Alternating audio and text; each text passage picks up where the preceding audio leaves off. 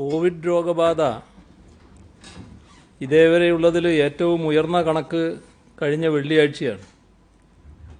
111 പേർക്കാണ് അന്ന് രോഗബാധയുണ്ടായത്. ഇന്നത്തെ സ്ഥിതി 83 പേർക്കാണ്.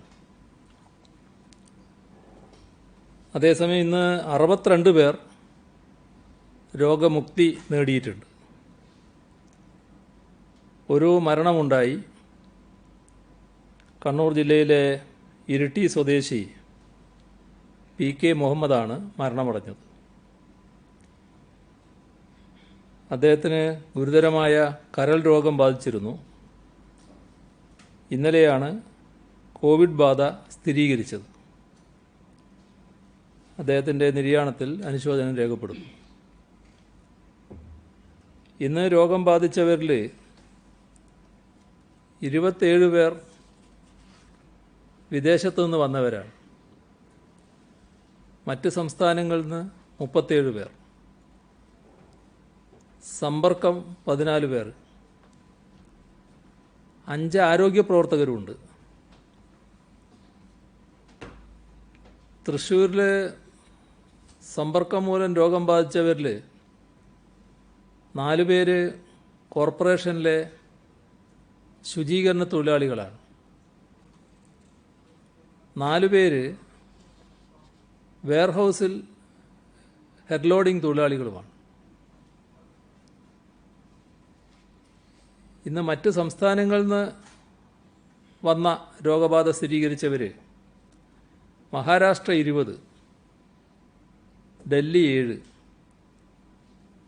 തമിഴ്നാട്, കർണാടക 4 വീതം, പശ്ചിമ ബംഗാൾ, മധ്യപ്രദേശ് 1 വീതം.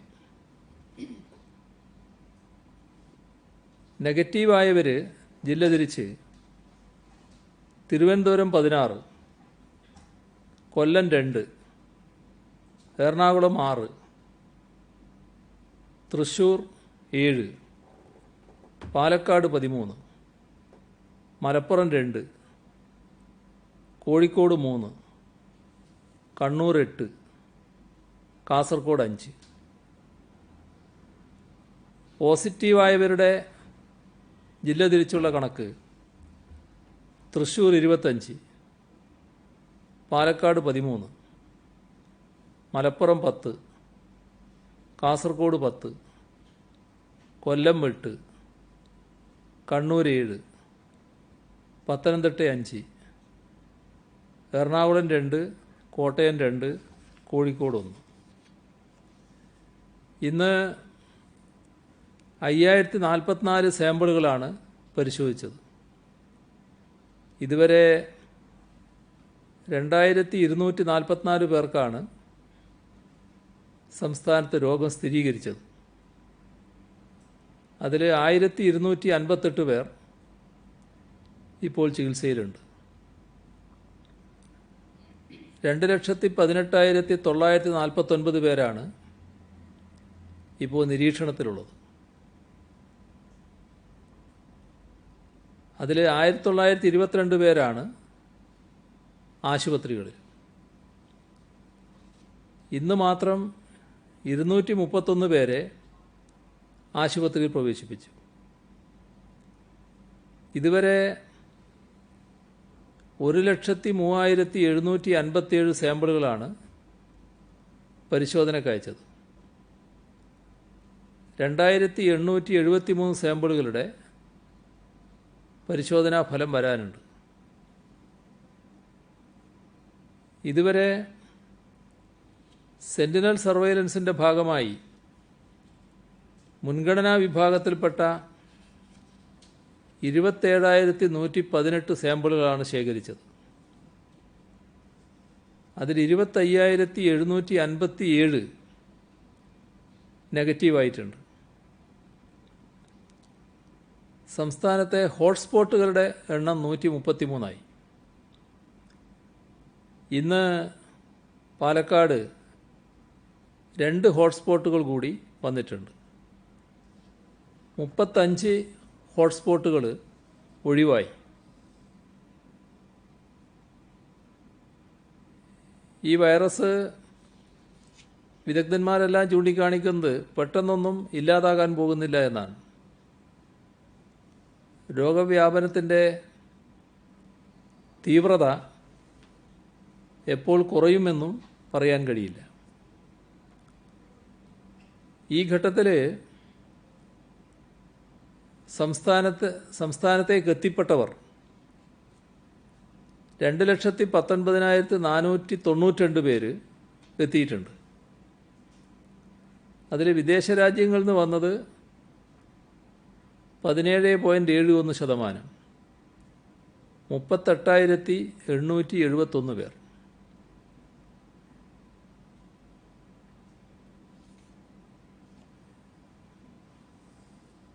വിദേശ രാജ്യങ്ങളിൽ നിന്നും മറ്റ് സംസ്ഥാനങ്ങളിൽ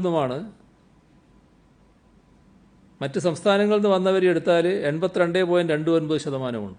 അത് 1,80,621.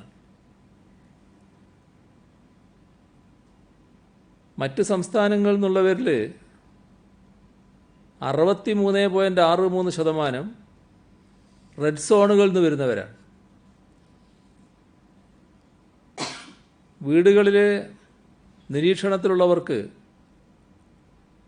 ഓരോ കാര്യവും റിപ്പോർട്ട് ചെയ്യാൻ സംവിധാനമുണ്ടാക്കും. ഫ്രണ്ട് ലൈൻ ട്രീറ്റ്മെൻറ്റ് സെൻറ്റർ ആരോഗ്യവകുപ്പ് ഒരുക്കിയിട്ടുണ്ട്. സ്വകാര്യ ആശുപത്രികളിലേക്കും ആളുകൾക്ക് പോകാവുന്നതാണ്. ഇത് സംബന്ധിച്ച ചികിത്സാ കേന്ദ്രങ്ങളുടെ പ്രവർത്തനം ചിട്ടപ്പെടുത്തുന്നതിനുള്ള പ്രോട്ടോകോൾ ആരോഗ്യവകുപ്പ് തയ്യാറാക്കും. വിദഗ്ധ സമിതി നിർദ്ദേശപ്രകാരം ക്വാറന്റൈൻ്റെ മാർഗരേഖ പുതുക്കുകയാണ്. വിദേശത്ത് നിന്നും വരുന്നവരിൽ വീട്ടിൽ ക്വാറന്റൈൻ സൗകര്യമുള്ളവരിൽ പ്രാഥമിക പരിശോധനകൾക്ക് ശേഷം സത്യവാങ്മൂലം എഴുതി വാങ്ങി ആവശ്യമായ മുൻകരുതൽ നിർദ്ദേശങ്ങൾ നൽകും. തുറന്ന് വീടുകളിലേക്ക് പോകാൻ അനുവദിക്കും. സ്വന്തം വാഹനത്തിലോ ടാക്സിയിലോ പോകാം. ബന്ധപ്പെട്ട തദ്ദേശഭരണ സ്ഥാപനം, police, Covid care centre nodal officer, ജില്ലാ കലക്ടർ ഇവർക്കെല്ലാം ഇത് സംബന്ധിച്ച വിവരം കൈമാറും. നിശ്ചിത സമയത്തിനുള്ളിൽ യാത്രക്കാരൻ വീട്ടിലെത്തിച്ചേർന്നുവെന്ന് പോലീസ് ഉറപ്പാക്കും. വീട്ടിൽ സൗകര്യങ്ങളുണ്ട് എന്ന് ഉറപ്പുവരുത്തേണ്ട ചുമതല തദ്ദേശഭരണ സ്ഥാപനത്തിനാണ്. ന്യൂനതകളുണ്ടെങ്കിൽ സർക്കാർ ക്വാറന്റൈൻ കേന്ദ്രത്തിലേക്ക് മാറ്റുന്നതിന് നടപടി സ്വീകരിക്കും. സുരക്ഷിതമായ ക്വാറന്റൈൻ ഉറപ്പാക്കാൻ വീട്ടിലുള്ളവർക്ക് ആവശ്യമായ ബോധവൽക്കരണം നടത്തും. കുട്ടികൾ, പ്രായമായവർ ഇവരെല്ലാം ഉണ്ടെങ്കിൽ പ്രത്യേകമായി തന്നെ മുൻകരുതൽ നിർദ്ദേശങ്ങൾ നൽകും. നിരീക്ഷണത്തിലുള്ള വ്യക്തി ക്വാറന്റൈൻ ലംഘിക്കാൻ പാടില്ല. ലംഘിച്ചാൽ നിയമപ്രകാരം പോലീസ് നടപടി സ്വീകരിക്കും. വീട്ടിൽ ക്വാറന്റൈൻ സൗകര്യമില്ലാത്തവർക്ക് സർക്കാർ ക്വാറന്റൈൻ കേന്ദ്രത്തിലേക്ക് സ്വന്തം വാഹനത്തിലോ ടാക്സിയിലോ പോകാവുന്നതാണ്. വീടുകളിൽ സൗകര്യമില്ലാത്ത ആളുകൾക്കാണ് ഇൻസ്റ്റിറ്റ്യൂഷണൽ ക്വാറന്റൈൻ സർക്കാർ നൽകുക. പെയ്ഡ് ക്വാറന്റൈൻ ഇത് ആവശ്യപ്പെടുന്നവർക്ക് ഒരുക്കുന്ന ഹോട്ടൽ സംവിധാനമാണ്. പ്രത്യേകമായി ആവശ്യപ്പെട്ടാൽ ആ സൗകര്യം ഒരുക്കിക്കൊടുക്കും. ഈ രണ്ട് കേന്ദ്രങ്ങളിലും ആവശ്യമായ സൗകര്യങ്ങളും നിരീക്ഷണങ്ങളും കർശനമായ നിരീക്ഷണവും ബന്ധപ്പെട്ട തദ്ദേശഭരണ സ്ഥാപനം, റവന്യൂ അധികൃതർ, പോലീസ് ഇവരെല്ലാം ഉറപ്പുവരുത്തും. വിമാനം വഴിയും ട്രെയിൻ വഴിയും റോഡ് മാർഗവും മറ്റ് സംസ്ഥാനങ്ങളിൽ നിന്ന് വരുന്നവർക്ക് ക്വാറന്റൈൻ ഏർപ്പെടുത്തുന്നതിന് പുതിയ മാർഗരേഖയുണ്ട്. സംസ്ഥാനത്ത് എത്തുന്നതിന് മുൻപായി കോവിഡ് ജാഗ്രതാ പോർട്ടലിലൂടെ ഹോം ക്വാറന്റൈൻ സംബന്ധിച്ച് സത്യവാങ്മൂലം നൽകണം. സ്വന്തം വീടോ അനുയോജ്യമായ മറ്റൊരു വീടോ ഇതിനായി തിരഞ്ഞെടുക്കാം. സത്യവാങ്മൂലം സംബന്ധിച്ച് ജില്ലാ കോവിഡ് കൺട്രോൾ റൂം വിശദമായ അന്വേഷണം നടത്തി സുരക്ഷിത ക്വാറന്റൈൻ ഉറപ്പാക്കും. അല്ലാത്ത പക്ഷം ഇൻസ്റ്റിറ്റ്യൂഷണൽ ക്വാറന്റൈനോ പെയ്ഡ് ക്വാറന്റൈനോ അതിനാവശ്യമായ സൗകര്യമൊരുക്കും. സംസ്ഥാനത്ത് പ്രവേശിക്കുന്നതിന് അനുമതി നൽകുന്ന വിവരം ബന്ധപ്പെട്ട തദ്ദേശഭരണ സ്ഥാപനം, police, Covid care centre nodal officer, ജില്ലാ കലക്ടർ ഇവരെയെല്ലാം അറിയിച്ചിരിക്കണമെന്നും വ്യവസ്ഥയുണ്ട്. കണ്ടെയ്ൻമെൻറ്റ് സോൺ നിർണ്ണയിക്കുന്ന കാര്യത്തിൽ ചില മാറ്റങ്ങൾ വരുത്തുന്നുണ്ട്. ഓരോ ദിവസവും രാത്രി 12 മണിക്ക് മുൻപായി കണ്ടെയ്ൻമെൻറ്റ് സോൺ വിജ്ഞാപനം ചെയ്യും. പഞ്ചായത്ത് തലത്തിൽ കണ്ടെയ്ൻമെൻറ്റ് സോൺ വാർഡ് തലത്തിലായിരിക്കും. കോർപ്പറേഷൻ തലത്തിൽ സബ് വാർഡ് തലത്തിലായിരിക്കും പ്രഖ്യാപിക്കുക. ചന്ത, തുറമുഖം, കോളനി, സ്ട്രീറ്റ്, താമസ പ്രദേശം തുടങ്ങിയ പ്രാദേശിക സാഹചര്യമനുസരിച്ച് കണ്ടെയ്ൻമെൻറ്റ് സോൺ തീരുമാനിക്കാം. ഒരു വാർഡിൽ ഒരു വ്യക്തി ലോക്കൽ കോണ്ടാക്റ്റ് വഴി കോവിഡ് പോസിറ്റീവ് ആയാൽ, അതേപോലെ തന്നെ വീടുകളിൽ ക്വാറന്റൈനിലുള്ള 2 വ്യക്തികൾ പോസിറ്റീവായാൽ ഒരു വാർഡിൽ 10-ൽ കൂടുതൽ പ്രൈമറി കോണ്ടാക്റ്റിലുള്ളവർ നിരീക്ഷണത്തിലായാൽ ഒരു വാർഡിൽ 25-ൽ കൂടുതൽ പേർ സെക്കൻഡറി കോണ്ടാക്റ്റിലൂടെ നിരീക്ഷണത്തിലായാൽ കോവിഡ് വ്യാപനത്തിനുള്ള സാധ്യത ഒരു സബ് വാർഡിലോ ചന്ത, ഹാർബർ, ഷോപ്പിംഗ് മാൾ, സ്ട്രീറ്റ്, താമസ പ്രദേശം ഇവയിലോ കണ്ടെത്തിയാൽ, ഇങ്ങനെയുള്ള സാഹചര്യങ്ങളെല്ലാം ഉണ്ടാകുമ്പോഴാണ് ഒരു പ്രത്യേക പ്രദേശം കണ്ടെയ്ൻമെൻറ്റ് സോണാകുന്നത്. 7 ദിവസത്തേക്കാണ് പ്രഖ്യാപിക്കുക. അത് കഴിഞ്ഞ് ഇത് നീട്ടണോ എന്നുള്ളത് ജില്ലാ കളക്ടറുടെ ശുപാർശ പ്രകാരമാണ് തീരുമാനിക്കുക. വാർഡുകളിലെ 50% കൂടുതൽ കണ്ടെയ്ൻമെൻറ്റ് സോണുകളുള്ള തദ്ദേശഭരണ സ്ഥാപനം red colour coded local self government ആകും. അതെപ്പോഴാണോ 50% താഴെയാകുന്നത് അപ്പോഴത് ഒഴിവാക്കുകയും ചെയ്യും. വിദേശത്തു നിന്നും മറ്റ് സംസ്ഥാനങ്ങളിൽ നിന്നും എത്തി വീട്ടിൽ ക്വാറന്റൈനിൽ കഴിയുന്ന ഒരാൾക്ക് കോവിഡ് സ്ഥിരീകരിച്ചാൽ ആ വീടും വീടിന് ചുറ്റുമുള്ള നിശ്ചിത ചുറ്റളവിലുള്ള വീടുകളും ചേർത്ത് കണ്ടെയ്ൻമെൻറ്റ് സോണായി പ്രഖ്യാപിക്കും.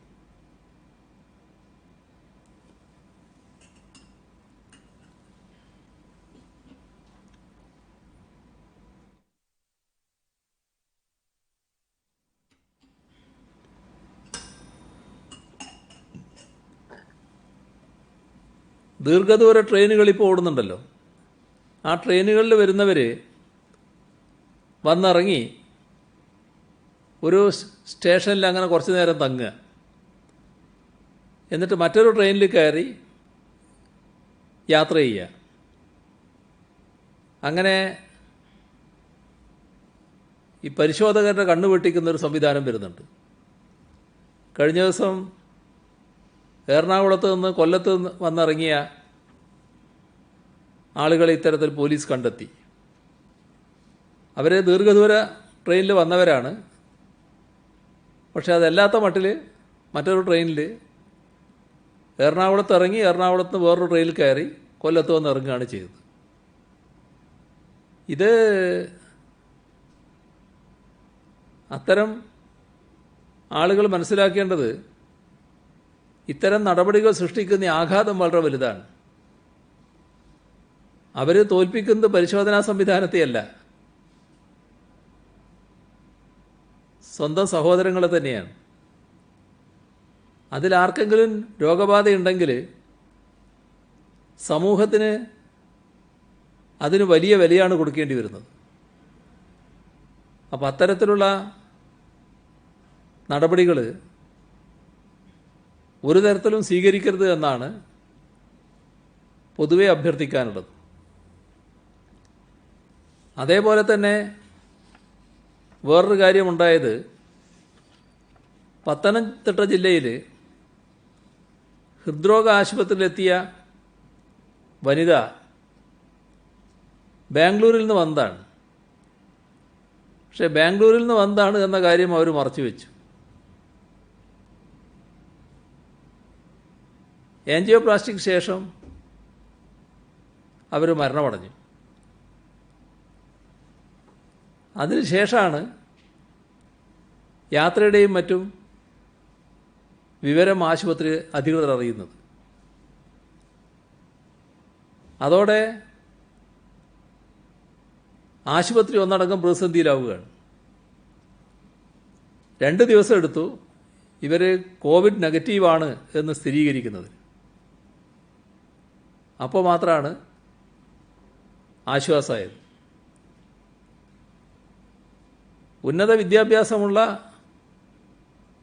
കുടുംബമായിട്ടും ഇത്തരത്തിൽ മറച്ചുവെക്കാനുള്ളൊരു പ്രവണത കാണിക്കുന്നു എന്നത് പ്രത്യേകം ശ്രദ്ധിക്കേണ്ട കാര്യമാണ്. ഇത്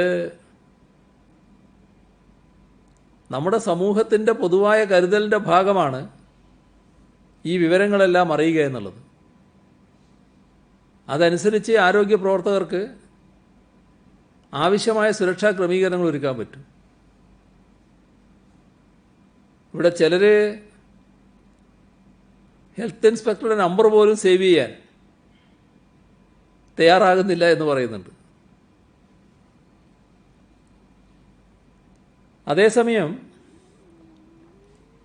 ഇത്തരത്തിൽ എത്തിച്ചേരുന്ന ആളുകളെ കണ്ടെത്തി അവർക്ക് വേണ്ട എല്ലാ നിർദ്ദേശങ്ങളും നൽകുന്നതിലും ആവശ്യമെങ്കിൽ ആശുപത്രിയിൽ എത്തിക്കാനും നിരീക്ഷിക്കാനുമൊക്കെയുള്ള ജാഗ്രത പ്രാദേശിക തലത്തിൽ കൈവിടാൻ പാടില്ല.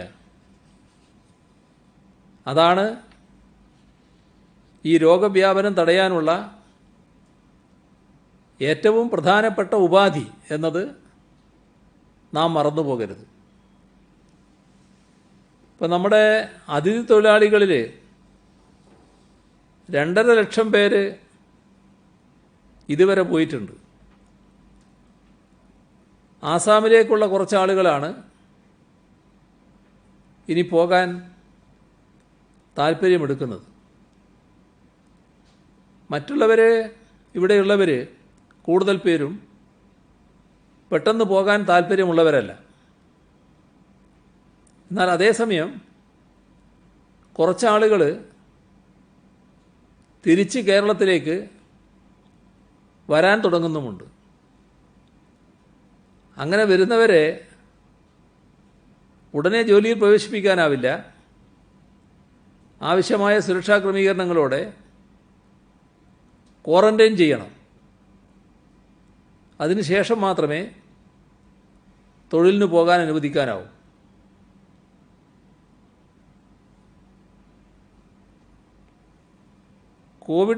കോവിഡ് വിവിധ മേഖലകളെ ബാധിച്ചല്ലോ. കഴിഞ്ഞ ദിവസം IT മേഖലയെക്കുറിച്ചൊരു ചർച്ച നടന്നിരുന്നു. ഇത് IT മേഖലയെ വല്ലാതെ ഉലച്ചിട്ടുണ്ട്. ഈ സാമ്പത്തിക വർഷത്തിൻ്റെ ആദ്യ 3 പാദങ്ങളിലായി ഉദ്ദേശം 4500 കോടി രൂപയുടെ വരുമാന നഷ്ടം കണക്കാക്കുന്നുണ്ട്. 26,000-ലധികം നേരിട്ടുള്ള തൊഴിൽ, 80,000-ഓളം പരോക്ഷ തൊഴിൽ നഷ്ടപ്പെടാനിടയുണ്ടെന്നാണ് ആസൂത്രണ വിഭാഗം കണക്കാക്കിയിട്ടുള്ളത്. സോഫ്റ്റ്വെയർ കയറ്റുമതിയെ കൂടുതൽ ആശ്രയിക്കുന്ന സൂക്ഷ്മ ചെറുകിട സംരംഭങ്ങൾ പലതും വലിയ പ്രതിസന്ധിയിലാണ്. ഈ സാഹചര്യത്തിൽ IT വ്യവസായത്തെ രക്ഷിക്കാൻ പുതിയ ലോക സാഹചര്യത്തിനൊത്ത് നീങ്ങേണ്ടതുണ്ട്. പ്രതിസന്ധി ഘട്ടത്തിൽ ഈ മേഖലയെ സംരക്ഷിക്കാൻ ആകാവുന്ന എല്ലാ നടപടികളും സർക്കാർ സ്വീകരിച്ചു. പാവപ്പെട്ടവർക്ക് സൗജന്യമായും മറ്റുള്ളവർക്ക് മിതമായ നിരക്കിലും ഗുണമേന്മയുള്ള ഇൻ്റർനെറ്റ് സേവനം ലഭ്യമാക്കാൻ കെ-ഫോൺ പദ്ധതി IT മേഖലയിൽ തുടങ്ങാനുള്ള കേരളത്തിൻ്റെ ഇടപെടൽ ഇതിൻ്റെ ഭാഗമായുള്ളതാണ്. ഈ പദ്ധതി 2020 ഡിസംബറിൽ പൂർത്തിയാവുകയാണ്. ഇത്തരമൊരു പദ്ധതി ഇത്ര വിപുലമായ രീതിയിൽ നമ്മുടെ സംസ്ഥാനത്ത് മാത്രമാണുള്ളത്. സംരംഭങ്ങളെ തകർച്ചയിൽ നിന്ന് കരകയറ്റൽ പ്രധാനമാണ്. അതോടൊപ്പം തൊഴിൽ സുരക്ഷ കൂടി നോക്കേണ്ടതായുണ്ട്. തൊഴിൽ നഷ്ടമാകുന്ന സാഹചര്യം ഒഴിവാക്കിയേ പറ്റൂ. എന്നാൽ അതേസമയം കമ്പനികൾക്ക് അധിക ഭാരം ഉണ്ടാകാനും പാടില്ല. ഇതനുസരിച്ച് ചില നടപടികൾ സ്വീകരിക്കാൻ സർക്കാർ ഉദ്ദേശിക്കുകയാണ്. IT കമ്പനികൾ പ്രവർത്തിക്കുന്നതും ആകെ തറവിസ്തൃതി 25,000 ചതുരശ്ര അടി ഉള്ളതുമായ എല്ലാ കെട്ടിടങ്ങളുടെയും 10,000 ചതുരശ്ര അടി വരെയുള്ള ഭാഗത്തിന് 3 മാസത്തേക്ക് വാടക ഇളവ് നൽകും. 2020-21 വർഷത്തിൽ ഏത് 3 മാസം വേണമെങ്കിലും കമ്പനിക്ക് ഈ ആനുകൂല്യത്തിന് വേണ്ടി തിരഞ്ഞെടുക്കാം. വാടകയിലെ വാർഷിക വർധന ഒഴിവാക്കുന്നത് പരിഗണിക്കും. ഇതിൽ തീരുമാനമെടുത്താൽ 2021-22 വർഷത്തെ വാടക നിരക്കിൽ വർധനയുണ്ടാകില്ല. സർക്കാരിന് വേണ്ടി ചെയ്ത IT പ്രോജക്റ്റുകളിൽ പണം കിട്ടാനുണ്ടെങ്കിൽ അവ പരിശോധിച്ച് ഉടനെ അനുവദിക്കുന്നതിന് വിവിധ വകുപ്പുകൾക്ക് നിർദ്ദേശം നൽകി. പ്രവർത്തന മൂലധനമില്ലാതെ വിഷമിക്കുന്ന ധാരാളം കമ്പനികളുണ്ട്. അവർക്ക് കൂടുതൽ വായ്പ ലഭ്യമാക്കുന്നതിന് ബാങ്കുകളുമായി ചർച്ച ചെയ്യും. സംസ്ഥാന IT പാർക്കുകളിലെ 88% കമ്പനികളും MSME രജിസ്ട്രേഷനുള്ളവയാണ്. കേന്ദ്ര സർക്കാർ പ്രഖ്യാപിച്ചതുപോലെ അവർക്ക് നിലവിലുള്ള വായ്പയുടെ 20% കൂടി ഈടില്ലാതെ ലഭിക്കും. പലിശ നിരക്ക് നിലവിലുള്ളത് തന്നെയായിരിക്കും. ഇതിൻ്റെ ആനുകൂല്യം പരമാവധി ലഭിക്കുന്നതിന് ബാങ്കുകളുമായി സർക്കാർ ചർച്ച നടത്തും. സർക്കാർ വകുപ്പുകൾക്കാവശ്യമായ IT അധിഷ്ഠിത സേവനങ്ങളിൽ കേരളത്തിലെ IT കമ്പനികൾക്ക് പ്രത്യേക പരിഗണന നൽകുന്നതിനുള്ള നിർദ്ദേശത്തിന്മേൽ നയരേഖ പരിശോധിച്ച് തീരുമാനമെടുക്കും. സർക്കാരിൻ്റെ ഭാഗത്ത് നിന്ന് ഈ വിധത്തിൽ പിന്തുണ ലഭ്യമാക്കുമ്പോൾ IT കമ്പനികൾ സഹകരിക്കേണ്ട ചില പ്രശ്നങ്ങളുണ്ട്. അത് പ്രധാനമായും തൊഴിലാളികളുടെ ജോലി സുരക്ഷ സംബന്ധിച്ചാണ്. ലോക്ക്ഡൗൺ ഇളവുകളനുസരിച്ച് ജീവനക്കാർ മടങ്ങിയെത്തുമ്പോൾ സർക്കാർ നിർദ്ദേശിച്ച എല്ലാ കോവിഡ് നിബന്ധനകളും ജീവനക്കാർ പാലിക്കേണ്ടതുണ്ട്. ഇപ്പോൾ സർക്കാർ ഓഫീസുകളിലൊക്കെ മുഴുവൻ ജീവനക്കാരും എത്തണമെന്നാണ് ഇപ്പോൾ നിർദ്ദേശിക്കുന്നത്. അതിൽ പരമാവധി പേരെ വർക്ക് ഫ്രം ഹോം രീതിയിൽ തുടരാൻ IT കമ്പനികൾ അനുവദിക്കേണ്ടതായിട്ടുണ്ട്. ഇപ്പോൾ ഒട്ടേറെ പേർ വർക്ക് ഫ്രം ഹോം എന്ന രീതിയിൽ പ്രവർത്തിക്കുന്നുണ്ട്. ഇതിൽ ആ പ്രവർത്തനത്തിന് സൗകര്യമുള്ളപ്പോൾ തന്നെ ചില ബുദ്ധിമുട്ട് അനുഭവിക്കുന്ന ജീവനക്കാരുമുണ്ട്. ഇപ്പോൾ നെറ്റ് കണക്ഷൻ തകരാറാവുക, കമ്പ്യൂട്ടർ പ്രവർത്തിക്കുന്നതിൽ ചില പ്രശ്നങ്ങൾ വരിക, വൈദ്യുതി നിരക്കുക, ഇതൊക്കെ വന്നാൽ സ്വയം പരിഹരിക്കേണ്ട സ്ഥിതിയാണുള്ളത്. ഇതൊരു അനിശ്ചിതത്വം ഉണ്ടാക്കുന്നുണ്ട്. ജീവനക്കാരുടെയും കമ്പനിയുടെയും ഉൽപ്പാദനക്ഷമതയെ ഇത് ബാധിക്കുകയാണ്. ഈ പ്രശ്നത്തിന് പരിഹാരമായി IT കമ്പനികളുമായി ചേർന്ന് വർക്ക് ഫ്രം ഹോം അല്ലാതെ വർക്ക് നിയർ ഹോം യൂണിറ്റുകൾ ആരംഭിക്കുന്നതിന് സർക്കാർ സന്നദ്ധമാകും. നിലവിലുള്ള ജീവനക്കാരുടെ പ്രവർത്തന നൈപുണ്യം മതിയാകാതെ വരികയാണെങ്കിൽ അത്തരം ജീവനക്കാരെ ഒരു വർക്ക് ഷെയറിംഗ് ബെഞ്ചിലേക്ക് മാറ്റുക, അവരുടെ വിവരങ്ങൾ സംസ്ഥാന IT വകുപ്പ് നിർദ്ദേശിക്കുന്ന നോഡൽ ഓഫീസർക്ക് ലഭ്യമാക്കുക. ഇങ്ങനെ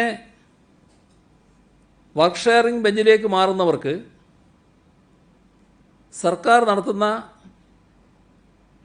നൈപുണ്യ വികസന പരിശീലനങ്ങളിൽ പങ്കെടുക്കാൻ അനുമതി നൽകണം.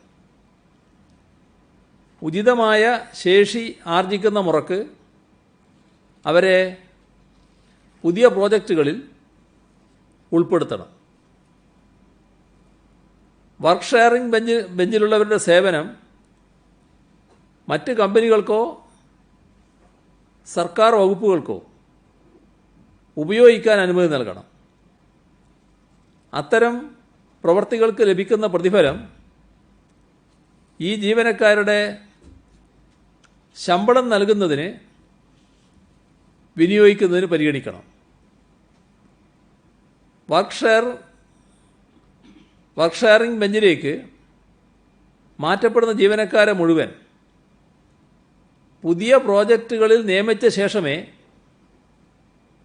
പുറത്തുനിന്ന് ആളുകൾ എടുക്കാവൂ എന്ന നിർദ്ദേശം കൂടി സർക്കാർ മുന്നോട്ട് വെച്ചു. കോവിഡ് പ്രതിരോധത്തിലൂടെ കേരളത്തിൽ ലഭിച്ച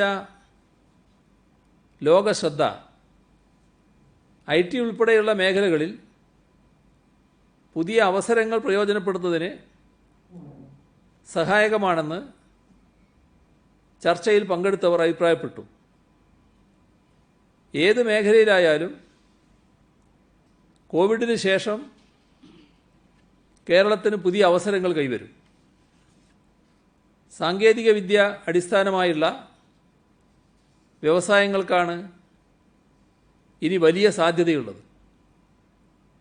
എല്ലാ പുതിയ വ്യവസായങ്ങൾക്കും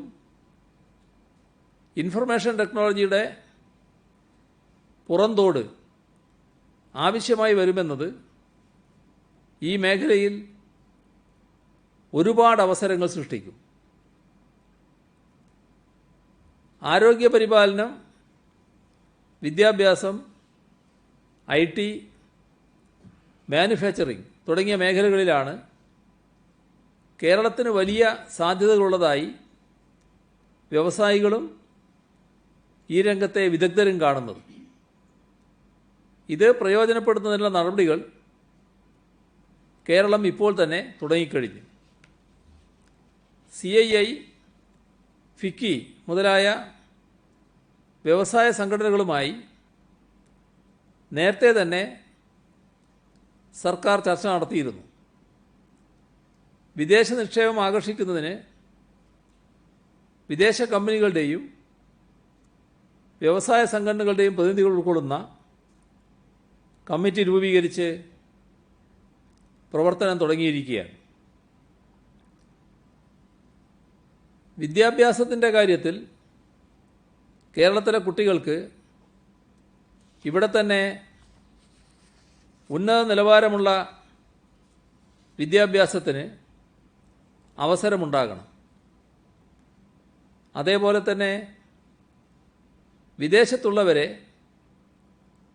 ഇങ്ങോട്ട് ആകർഷിക്കാനും കഴിയണം.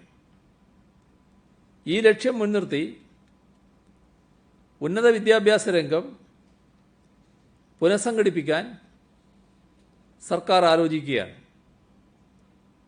ഈ സാഹചര്യത്തിൽ കേരളത്തിൻ്റെ വ്യവസായ അംബാസഡർമാരായി മാറാൻ IT മേഖലയിലെ പ്രമുഖർ തയ്യാറാകണമെന്ന് കഴിഞ്ഞ ദിവസം നടത്തിയ വീഡിയോ കോൺഫറൻസിൽ അവരോട് അഭ്യർത്ഥിക്കുകയുണ്ടായി. കേന്ദ്ര വനാവകാശ നിയമപ്രകാരം പട്ടികവർഗക്കാർക്ക് നൽകാനായി വിവിധ സ്ഥലങ്ങളിൽ നടപടിക്രമം പൂർത്തീകരിച്ച 510 പേർക്കുള്ള ഭൂമി എത്രയും വേഗം നൽകണമെന്ന് തീരുമാനിച്ചിട്ടുണ്ട്. 4361 പട്ടികവർഗക്കാർക്ക് 3588.52 ഏക്കർ ഭൂമിയാണ് സർക്കാർ അധികാരത്തിൽ വന്ന ശേഷം നൽകിയത്. സുപ്രീം കോടതി വിധിപ്രകാരം ലഭിച്ച നിക്ഷിപ്ത വനഭൂമിയിൽ 1804.75 ഏക്കർ ഭൂമി 2568 പേർക്ക് വിതരണം ചെയ്തു. 478 പേർക്ക് 174.77 ഏക്കർ ഭൂമി ലാൻഡ് ബാങ്ക് പദ്ധതി പ്രകാരം വാങ്ങി നൽകിയിട്ടുണ്ട്. കേന്ദ്ര വനാവകാശ നിയമപ്രകാരം 1315 പേർക്ക് 1600 ഏക്കർ ഭൂമിക്കുള്ള ROR നൽകി. അവശേഷിക്കുന്ന 10,944 പേരിൽ റെക്കോർഡ് ഓഫ് റൈറ്റ്സ് പ്രകാരം 5,111 പേർക്ക് ഭൂമി നൽകും. നടപടിക്രമങ്ങൾ കഴിഞ്ഞാൽ 2 മാസത്തിനകം വിതരണം ചെയ്യാനാണ് ഉദ്ദേശിക്കുന്നത്. 310 പേർക്ക് ഭൂമി നൽകാനുള്ള നടപടി ലാൻഡ് ബാങ്ക് പദ്ധതി പ്രകാരം പൂർത്തീകരിച്ചിട്ടുണ്ട്. 1 മാസത്തിനകം ഇത് വിതരണം ചെയ്യാനാകും. സുപ്രീം കോടതി വിധിപ്രകാരം ലഭിച്ച നിക്ഷിപ്ത വനഭൂമിയിൽ വാസയോഗ്യമായ ഭൂമി അടിയന്തരമായി വിതരണം ചെയ്യും. വാസയോഗ്യമല്ലാത്ത 8,145 ഏക്കർ ഭൂമിക്ക് പകരം ഭൂമി കണ്ടെത്തി നൽകാൻ വനം വകുപ്പിനെ ചുമതലപ്പെടുത്തി. ഓൺലൈൻ ക്ലാസുകൾ വീട്ടിൽ ലഭിക്കാത്ത കുട്ടികൾക്ക് സൗകര്യങ്ങൾ ഏർപ്പെടുന്നതിന് നിയോജകമണ്ഡല ആസ്തി വികസന ഫണ്ടും MLAമാരുടെ പ്രത്യേക വികസന നിധിയും വിനിയോഗിക്കുന്നതിന് അനുമതി നൽകി. പൊതുവായനശാലകൾ, തദ്ദേശഭരണ സ്ഥാപനങ്ങൾ, സഹകരണ സർക്കാർ സ്ഥാപനങ്ങളുടെ കെട്ടിടങ്ങൾ, അംഗൻവാടികൾ, മറ്റ് പൊതു ഇടങ്ങൾ ഇവിടങ്ങളിൽ ഓൺലൈൻ TV സൗകര്യങ്ങൾ ഏർപ്പെടുത്തുന്നതിന് ഇത്തരം ഫണ്ട് വിനിയോഗിക്കാനാണ് അനുമതി നൽകിയത്. കുട്ടികൾക്കായി ലാപ്ടോപ്പുകൾ വാങ്ങുന്നതിന് കുടുംബശ്രീ, KSFE എന്നിവ ഒരുമിച്ച് പ്രത്യേക പദ്ധതി നടപ്പാക്കുന്നുണ്ട്. തദ്ദേശഭരണ സ്ഥാപനങ്ങൾ, പട്ടികജാതി പട്ടികവർഗ വികസന വകുപ്പ്, ഫിഷറീസ് വകുപ്പ് ഇവയെല്ലാം വഴി ലാപ്ടോപ്പുകൾ നൽകുന്നതിനായുള്ള സ്കീമുകൾക്കും സബ്സിഡി ആവശ്യമെങ്കിൽ പ്രത്യേക വികസന നിധി വിനിയോഗിക്കാം. ഓൺലൈൻ പഠനം നടത്തുന്ന വിദ്യാർത്ഥികൾക്ക് TV, ലാപ്ടോപ്പ്, സ്മാർട്ട് ഫോൺ മുതലായവ ലഭ്യമാക്കാനായി ഈ വിദ്യാരംഭം എന്ന പദ്ധതിക്ക് പോലീസ് രൂപം നൽകിയിട്ടുണ്ട്.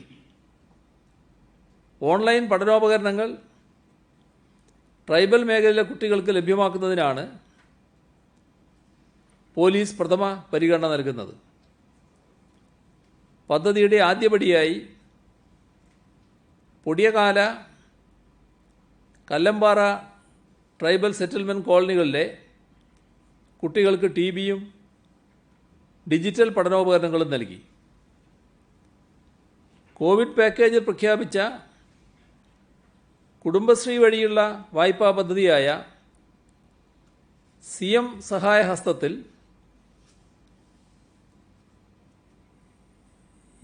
24,80,000 സ്ത്രീകളുടെ 1,869,60,00,000 രൂപയുടെ വായ്പാ അപേക്ഷ ബാങ്കുകളിലെത്തിച്ചു. അതിൽ 1,060 കോടി രൂപ ബാങ്കുകൾ അനുവദിച്ചു. മാസ്ക് ധരിക്കാത്ത 2,648 സംഭവങ്ങൾ ഇന്ന് സംസ്ഥാനത്ത് റിപ്പോർട്ട് ചെയ്തു. ക്വാറന്റൈൻ ലംഘിച്ച 9 പേർക്കെതിരെ ഇന്ന് കേസ് രജിസ്റ്റർ ചെയ്തു.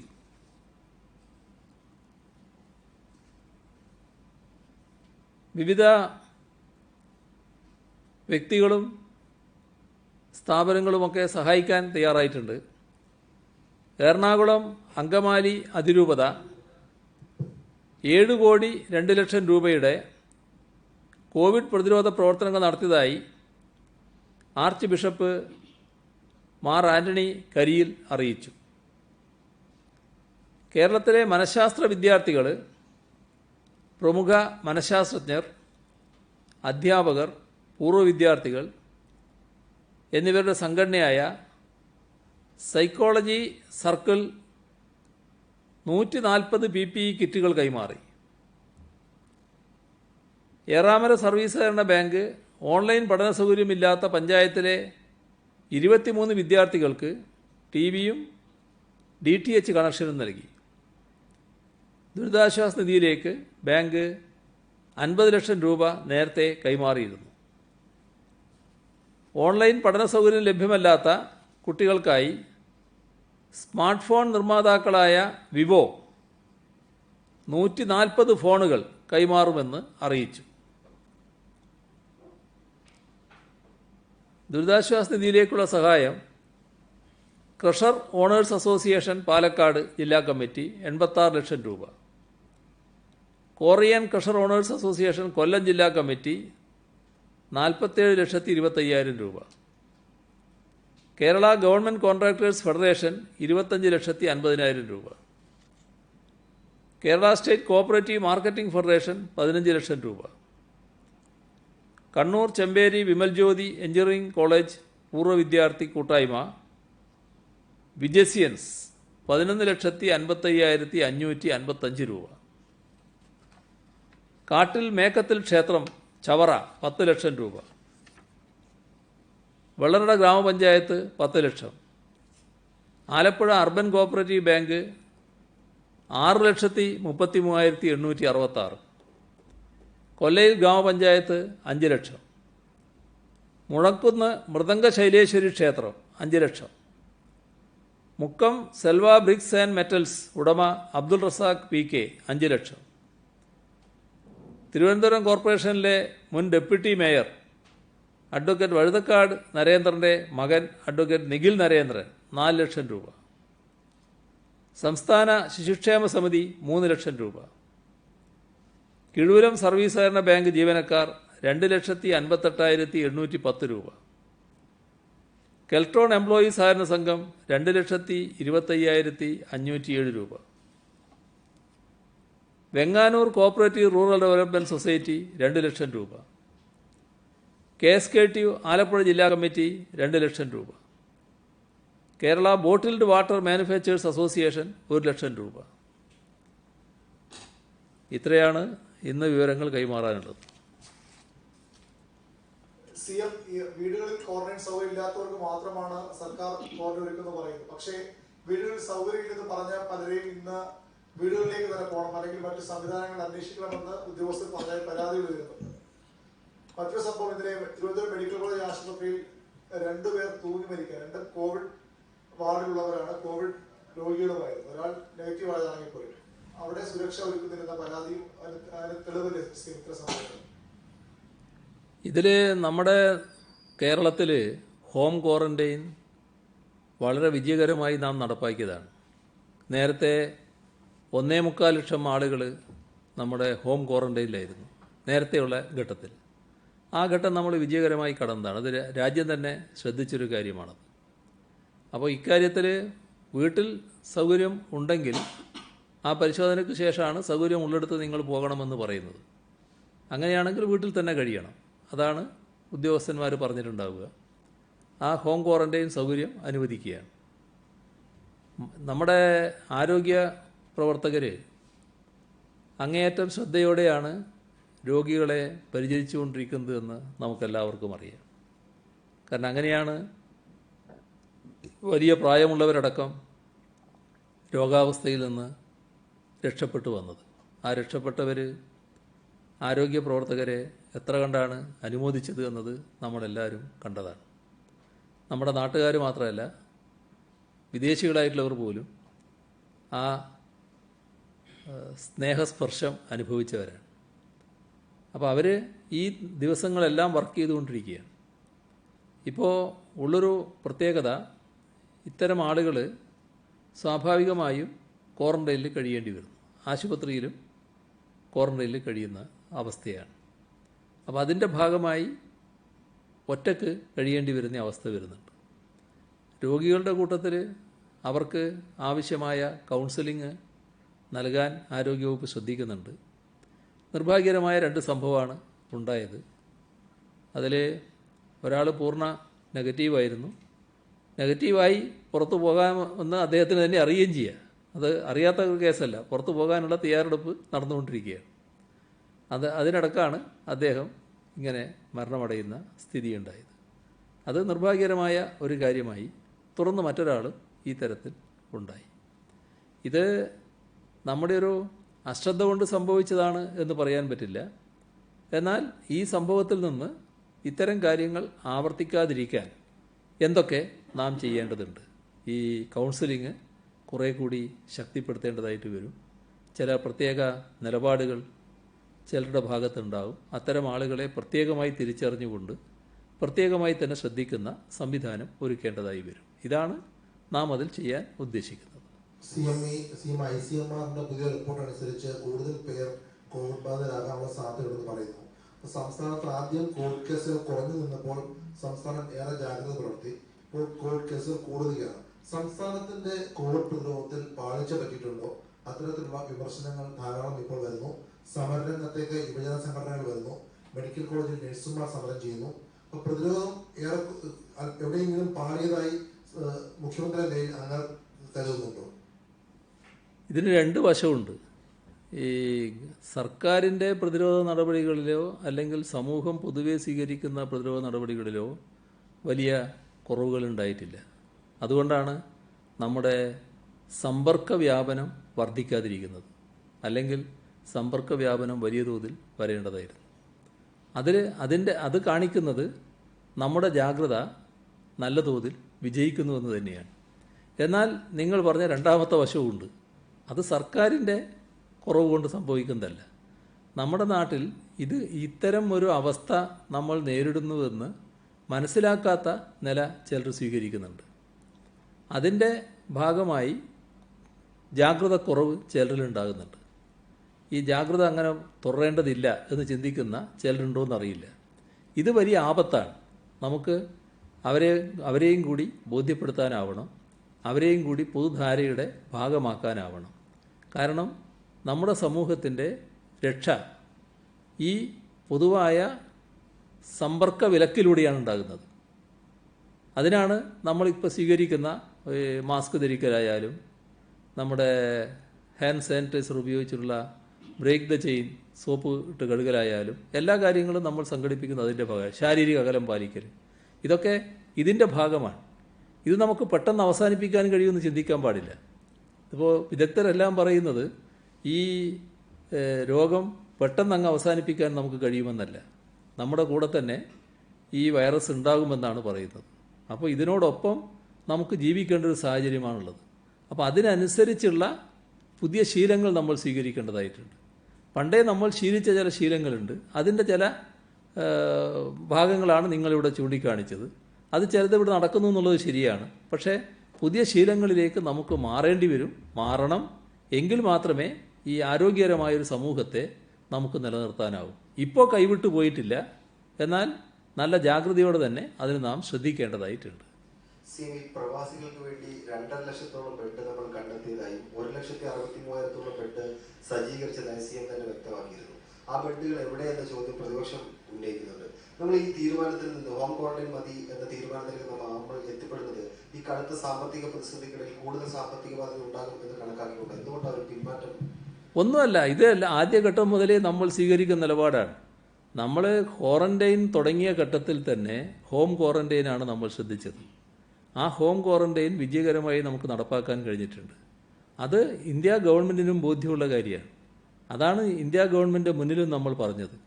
ആദ്യഘട്ടത്തിൽ അതിൻ്റെ ഭാഗമായിട്ടാണ് പകുതി എന്നത് ഒരു നിലയിലേക്ക് എത്തിയത്. ഇപ്പോൾ അത് നമ്മൾ പൂർണ്ണതയിലേക്ക് എത്തുന്നൊരു നിലയിലേക്ക് വന്നിരിക്കുന്നു. ഇത് വിജയകരമായി നടപ്പാക്കിയൊരു കാര്യം. അത് വിജയിച്ച മാതൃകയാണ്. അതിന് മാത്രമുള്ള ബോധ നിലവാരം നമ്മുടെ നാട്ടിലുണ്ട്. യഥാർത്ഥത്തിൽ ഹോം ക്വാറന്റൈൻ എന്നത് ഇപ്പോൾ നമ്മൾ റൂം ക്വാറന്റൈനിലേക്ക് മാറുകയാണ്. അതെല്ലാം നമ്മുടെ സമൂഹത്തിന് ചെയ്യാൻ സാധിക്കും. അത്രമാത്രം ശേഷി നമ്മുടെ പൊതുസമൂഹത്തിനുണ്ട്. ആ ജാഗ്രത കാത്തു സൂക്ഷിക്കാനാവും. അത് വിജയിക്കുകയും ചെയ്യാണ്. നേരത്തെ വിജയിച്ചു എന്നുള്ളത് മാത്രമല്ല, ഇപ്പോഴും ആ വിജയം ഇങ്ങനെ തുറന്നുകൊണ്ടിരിക്കുകയാണ്. കഴിഞ്ഞ 2 മാസത്തിലേറെയായി CM വാർത്താ സമ്മേളനം നടത്താറുണ്ട്, കാര്യങ്ങൾ വിശദീകരിക്കാറുണ്ട്. പക്ഷേ കഴിഞ്ഞ വെള്ളിയാഴ്ചയ്ക്ക് ശേഷം ഇപ്പോഴാണ് CM വാർത്താ സമ്മേളനം നടത്തുന്നത്. അത് സംബന്ധിച്ചുള്ള ചില വാർത്തകളൊക്കെ CM വായിച്ചിട്ടുണ്ടാവും. അങ്ങനെ എന്തെങ്കിലും ഒരു കാരണം ഉണ്ടോ ഈ ഇങ്ങനെ വാർത്താ സമ്മേളനം നടത്താതിരുന്നതിന്, അതോ ഇനി വരും ദിവസങ്ങളിലും ഇങ്ങനെ തന്നെ ആയിരിക്കുമോ? അല്ല, വാർത്താ സമ്മേളനങ്ങൾ ആവശ്യമുള്ളപ്പോഴൊക്കെ നടത്താറാണല്ലോ പതിവ്. അത് ഞാൻ എപ്പോഴും പറയുന്ന കാര്യമാണ്. നിങ്ങളെ പണ്ട് കാണുന്നില്ല എന്ന് പറയുന്ന കാലത്തും ഞാൻ പറയുന്നൊരു കാര്യമുണ്ട്, എപ്പോഴാണോ ആവശ്യം വരുന്നത് അപ്പോൾ നിങ്ങളെ കാണുമെന്നുള്ളത്. അതിനൊരു വീഴ്ചയും വരുത്തിയിട്ടില്ല. ഇപ്പം പല കാര്യങ്ങളും ഇതിനിടക്കുണ്ടായി. അതുകൊണ്ട് വാർത്താ സമ്മേളനം കുറച്ച് മാറിയെന്ന് മാത്രമേ ഉള്ളൂ. അത് ഒഴിവാക്കുന്ന പ്രശ്നമേ ഇല്ല. നിങ്ങളെ അങ്ങനെ ഒഴിവാക്കി പോകാൻ പറ്റും. CMA ഈ നമുക്ക് ഈ നേരത്തെ പ്രവാസികളുടെ പെയ്ഡ് ക്വാറന്റൈനുമായി ബന്ധപ്പെട്ട് പാവപ്പെട്ടവരെ ഒഴിവാക്കുമെന്നൊരു CM പലതവണ പറഞ്ഞു. പക്ഷേ ഇതുമായി ബന്ധപ്പെട്ട് ഇതുവരെ ഒരു ഉത്തരവ് ഇറങ്ങിയിട്ടില്ല. അതുകൊണ്ട് തന്നെ ഈ ഇൻസ്റ്റിറ്റ്യൂഷണൽ ക്വാറന്റൈൻ കഴിഞ്ഞ് വീട്ടിൽ സൗകര്യങ്ങളില്ലാത്തവരെയും പെട്ടെന്ന് പോകാനായിട്ട് നിർബന്ധിക്കുന്ന സാഹചര്യം പല പ്രവാസികൾക്കും ഉണ്ടാകുന്നുണ്ട്. ഇന്നും അത്തരത്തിലുള്ള ചില വിവരങ്ങൾ വരുന്നുണ്ട്. രണ്ടാമത്തെ കാര്യം, ഈ കോവിഡുമായി ബന്ധപ്പെട്ടല്ല, അതിരപ്പള്ളി പദ്ധതിയുമായി ബന്ധപ്പെട്ട് ഇപ്പോൾ NOC നൽകിയിട്ടുണ്ട്. അതിനെതിരെ ഭരണമുന്നണിയിൽ തന്നെ ചില പ്രതികരണങ്ങളുണ്ട്. ഈ കാര്യത്തിൽ അതിരപ്പള്ളി പദ്ധതിയുമായി മുന്നോട്ട് പോകാനാണോ സർക്കാരിന്റെ നിലപാട്? എന്താണ് തീരുമാനം? പെയ്ഡ് ക്വാറന്റൈൻ്റെ കാര്യത്തിൽ നേരത്തെ ഇപ്പോൾ വ്യക്തത നല്ലതുപോലെ വന്നു കഴിഞ്ഞിട്ടുണ്ട്. ഞാൻ നേരത്തെയും ഒരു ഘട്ടത്തിൽ പറഞ്ഞതാണത്. പെയ്ഡ് ക്വാറന്റൈൻ എന്നത് സാധാരണ നിലക്ക് നമ്മുടെ സംസ്ഥാനത്ത് വരുന്ന ഒരാൾ വീട്ടിൽ ചില പ്രത്യേക സാഹചര്യങ്ങളുണ്ട്. അവിടെ ഇപ്പം ഞാൻ പോയി താമസിച്ചാൽ ചില പ്രശ്നങ്ങളുണ്ട്, അതുകൊണ്ട് ഞാൻ പുറത്ത് താമസിക്കാൻ ഉദ്ദേശിക്കുകയാണ്, ഒരു ഹോട്ടൽ വേണം എന്ന് പറഞ്ഞാൽ ആ ഹോട്ടൽ ഒരുക്കി കൊടുക്കും. അതാണ് പെയ്ഡ് ക്വാറന്റൈൻ. അവിടെ ക്വാറന്റൈൻ കഴിയണം, 14 ദിവസം അവിടെ കഴിയണം, അദ്ദേഹം തന്നെ അതിൻ്റെ ചിലവൊക്കെ വഹിക്കണം. ഇതിന് മാത്രമേ ഇപ്പോൾ പെയ്ഡ് ക്വാറന്റൈൻ ഉള്ളൂ.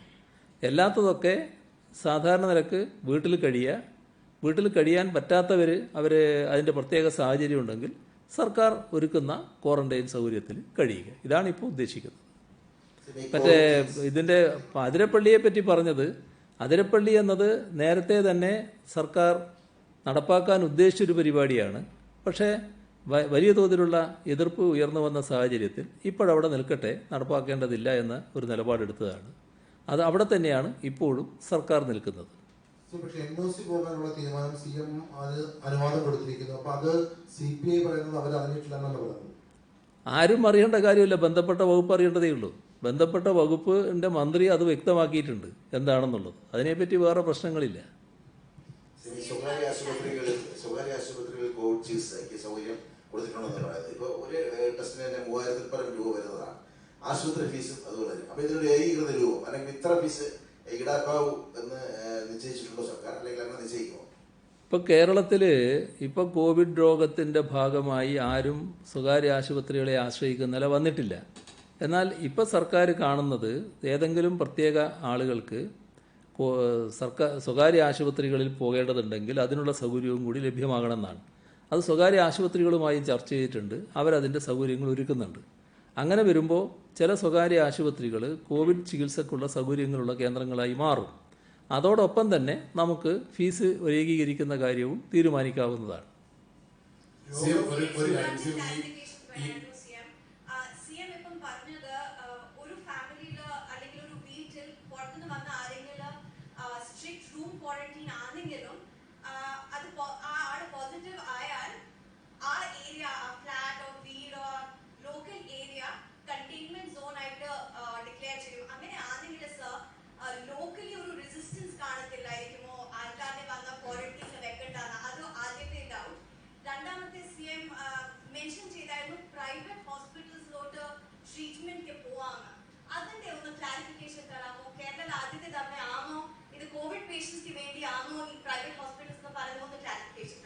ഞാൻ ആദ്യത്തതിന് പറയാം, രണ്ടാമത്തെ വീണ്ടും ചോദിച്ചാൽ പറയാം. ഇതിൽ ആദ്യം പറഞ്ഞ കാര്യം നിങ്ങൾ ഈ ഹോം ക്വാറന്റൈൻ്റെ കാര്യമാണ്. ഹോം ക്വാറന്റൈൻ എന്നത് ഹോം ക്വാറന്റൈനിൽ കൊണ്ട് ഞാൻ ഉദ്ദേശിച്ചത്, അത് പറയുമ്പോൾ ഉദ്ദേശിച്ചത്, ഒരാളിപ്പോൾ വന്നു, മഹാരാഷ്ട്രയിൽ നിന്ന് വന്നു, നേരെ വീട്ടിൽ പോയി, വീട്ടിലാണ് താമസിക്കുന്നത്.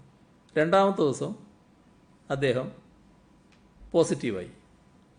ഉടനെ ആ വാർഡ് നാം ഇപ്പോൾ കണ്ടെയ്ൻമെൻറ്റ് സോണായി പ്രഖ്യാപിക്കുകയാണ്. അപ്പോൾ അതിൻ്റെ ആവശ്യമില്ല. ആ വീട് നിൽക്കുന്ന ആ ചുറ്റുപാടുള്ള സ്ഥലം മാത്രമേ യഥാർത്ഥത്തിൽ കണ്ടെയ്ൻമെൻ്റ് ആയിട്ട് വേണ്ടതുള്ളൂ, ആ ക്ലസ്റ്റർ. അങ്ങനെയാണ് ആ ഭാഗം കാണുന്നത്. ഇപ്പോൾ ആ വാർഡ് ആകെ വേണ്ടതില്ല. കാരണം ഇപ്പോൾ എല്ലാ ഭാഗവും തുറക്കുകയാണ്, തുറന്ന പ്രവർത്തനങ്ങൾ നടക്കുകയാണ്. എന്നിട്ട് പിന്നെയും വ്യാപിക്കുന്നുണ്ടെങ്കിലാണ് കൂടുതൽ നടപടികളിലേക്ക് പോകേണ്ടത്. നാം ജനങ്ങളിൽ വിശ്വാസം അർപ്പിക്കുകയാണ്. അതിൻ്റെ ഭാഗമായുള്ള ജാഗ്രത അവർ സ്വീകരിക്കുന്നു തന്നെയാണ് കാണുന്നത്. ആ ജാഗ്രത ഇല്ലാത്തതിൻ്റെ ഭാഗമായി സമ്പർക്കത്തിൻ്റെ ഭാഗമായുള്ള രോഗവ്യാപനം കൂടുന്നുവെങ്കിൽ കൂടുതൽ നടപടികളിലേക്ക് കടക്കേണ്ടതായിട്ട് വരും. അതാണ് നമ്മൾ ഉദ്ദേശിക്കുന്ന കാര്യം.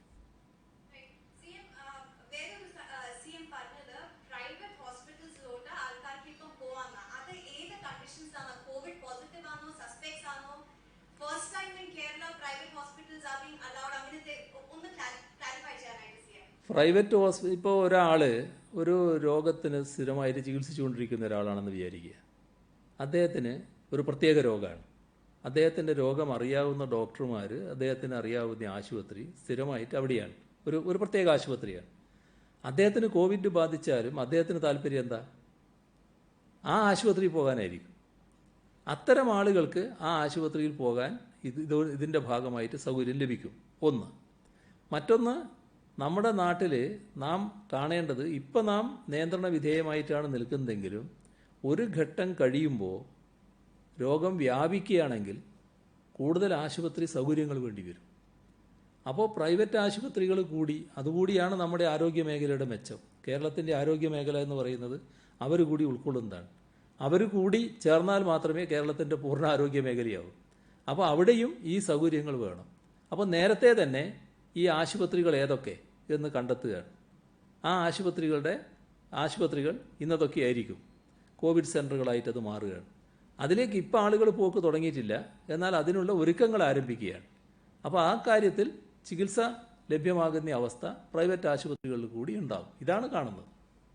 ഒരു നേരത്തെ പറഞ്ഞ ആതിരപ്പള്ളിയുടെ കാര്യം തന്നെയാണ്. അതായത് ഒരുപാട് വിവാദപരമായിട്ട് ചർച്ച ചെയ്യപ്പെട്ട ഒരു കേസായിരുന്നു. അത് വീണ്ടും അതിന്റെ ഒരു പ്രധാനപ്പെട്ട സ്റ്റെപ്പ് വെക്കുമ്പം LDF യോഗത്തിലോ എവിടെയും ചർച്ച ചെയ്തിട്ടില്ല. അതാണ് പ്രധാനപ്പെട്ട പരാതിയായിട്ട് CP നേതാക്കൾ ഉയർത്തിക്കാട്ടുന്നത്. ഇതിനകത്ത് അങ്ങനത്തെ ഒരു പ്രശ്നമേ ഇല്ല. ഇത് സാധാരണ നിലക്ക് മന്ത്രി തന്നെ ഇപ്പോൾ വ്യക്തമാക്കിയിട്ടുണ്ട്.